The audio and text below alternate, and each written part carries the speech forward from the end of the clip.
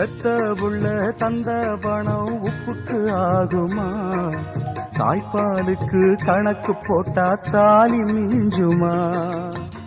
வாயக்கட்டி வளர்த்த புள்ள மல்லு கட்டி நிக்குதடி, வாங்கி தந்த காசுக்கெல்லாம் வட்டி கட்ட சொல்லுதடி. கோடு ஒண்ணு கிழிக்க வச்சு கும்மி அடிக்குது அம்மாடி. சம்சாரம் அது மின்சாரம், சம்சாரம் அது மின்சாரம்.